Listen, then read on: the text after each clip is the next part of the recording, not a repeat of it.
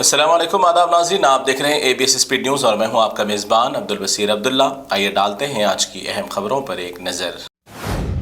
Saudi अरब मुमलिकत में शदीद बारिश के दौरान ज़ायरीन मक्कतुल मुकर्रमा में तवाफ़ और इबादत के दौरान बारान रहमत से हुए लुत्फ़अंदोज़, और तो दूसरी जानिब मदीना मुनव्वरा में भी शदीद बारिश के पेश नज़र ज़ायरीन ने मस्जिद नबवी में खुद को कर लिया महफूज।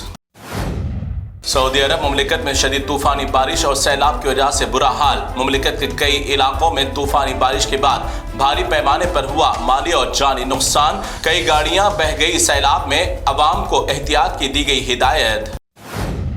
कनाडा से आखिरकार आ गई बड़ी खबर। अमेरिका की चाल हो गई कामयाब। जस्टिन ट्रूडो के खिलाफ उनकी ही पार्टी के अफराद को बना दिया गया दुश्मन और जस्टिन को इस्तीफा देने पर कर दिया गया मजबूर।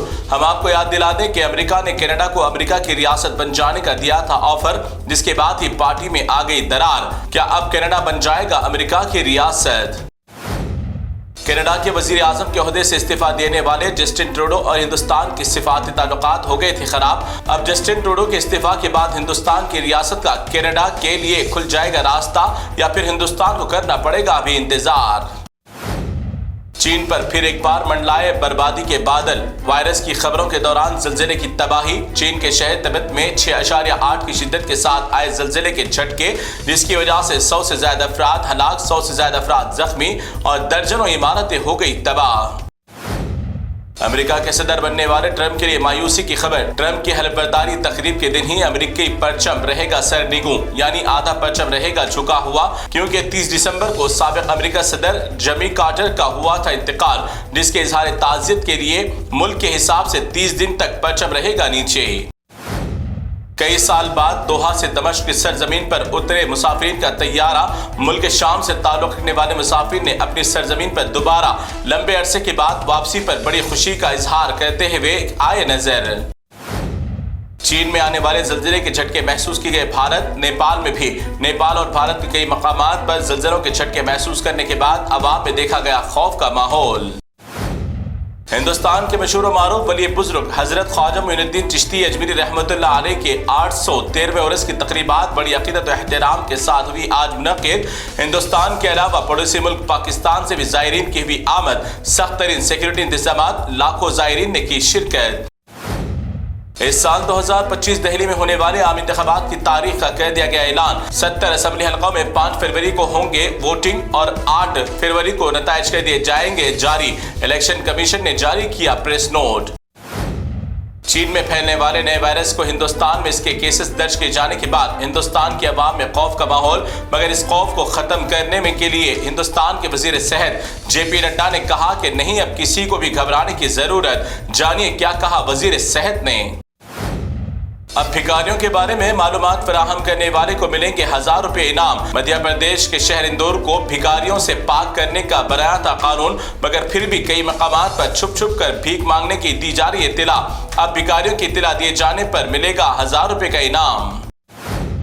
मुंबई में एक टूरिस्ट नामी ज्वेलरी शॉप के मालिक ने अवाम को महाना फायदा बताकर अवाम के करोड़ों रुपए गबन करके हो गया फरार। अवाम को इस बात की खबर लगने के बाद सदमे की हालत में इसकी ज्वेलरी शॉप के पास हो गए जमा, मगर ज्वेलरी शॉप भी थी खाली। बॉलीवुड के एक्टर सलमान खान को जान से मारने की धमकी मिलने के बाद दी गई सख्त तरीन सिक्योरिटी, मगर उसके साथ अब सलमान खान के घर की भी हिफाजत को यकीनी बनाने के लिए ब्लड प्रूफ लगा दिए गए आईने। घर के अतराफ CC कैमरों का भी किया गया इजाफा। यह है हमारा तरक्की करदा हिंदुस्तान या इंडिगो एयरलाइंस या फिर मलेरिया एयरलाइंस। इंडिगो फ्लाइट में मुसाफिर के बैठने के बाद कई मच्छरों की बहुतात ने अवाम को महसूस करवा दिया सलम इलाका। बेचारी कैबिन क्रू बन गई बल्दिया की मुलाजिम।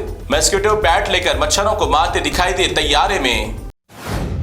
फिर एक बार मुसलमानों के जज्बात को ठेस पहुंचाने की कोशिश। बड़ी खबर यह है कि उत्तर प्रदेश के अलीगढ़ में मौजूद शाही उपरकोट जामा मस्जिद को शिव का मंदिर करार देने के लिए एक जाहिल साधु ने अर्जी कर दी दाखिल, मगर सुप्रीम कोर्ट के हुक्म की धज्जियां उड़ाते हुए मकामी आला अदालत ने अर्जी को कर लिया कबूल।